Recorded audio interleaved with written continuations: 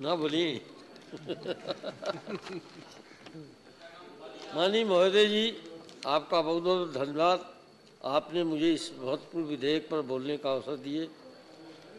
माननीय महोदय, हमारी सरकार जो नई दिल्ली अंतर्राष्ट्रीय मध्यस्थता केंद्र संशोधन विधेयक 2022 लेकर आई है, मैं उसका समर्थन करने के लिए खड़ा हुआ हूँ। माननीय महोदय जी, मैं बताना चाहता हूँ कि इस विधेयक के जरिए देश में संस्थानिक मध्यस्थता के लिए एक स्वतंत्र और स्वायत्त व्यवस्था सृजित करने का प्रस्ताव किया गया है और इस विधेयक के माध्यम से मध्यस्थता केंद्र का नाम नई दिल्ली अंतर्राष्ट्रीय मध्यस्थता केंद्र से बदलकर और भारत अंतर्राष्ट्रीय मध्यस्थतम केंद्र किया गया है। माननीय महोदय जी, इस विधेयक के माध्यम से नई दिल्ली अंतर्राष्ट्रीय मध्यस्थतम केंद्र अधिनियम 2019 में संशोधन करने का प्रस्ताव किया गया है और विधेयक के माध्यम से नई दिल्ली में अंतर्राष्ट्रीय मध्यस्थतम केंद्र स्थापित करने का उपबंध किया गया है। इसके तहत देश में संस्थानिक मध्यस्थता के लिए एक स्वतंत्र और स्वायत्त व्यवस्था सृजित करने का प्रस्ताव किया गया है।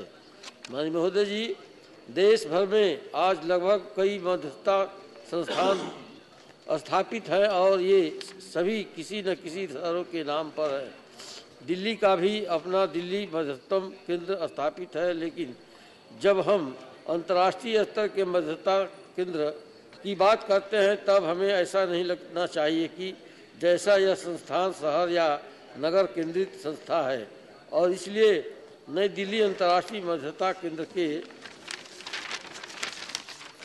नाम को बदलकर अब भारत अंतर्राष्ट्रीय मध्यस्थता केंद्र करने की जरूरत पड़ी है, ताकि राष्ट्रीय महत्ता की संस्था होने के चलते इसकी विशिष्टता पहचान स्पष्ट हो और यह अपने वास्तविक उद्देश्यों की पूर्ति कर सके।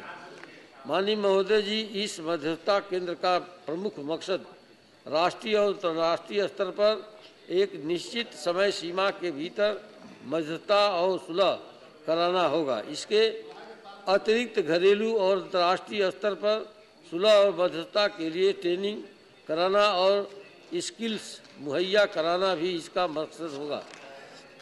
इसका एक और उद्देश्य मध्यस्थता और सुलह के क्षेत्र में सुधार लाना और इस केंद्र को घरेलू और अंतर्राष्ट्रीय मध्यस्थता के लिए एक प्रमुख संस्थान के रूप में विकसित करना भी होगा।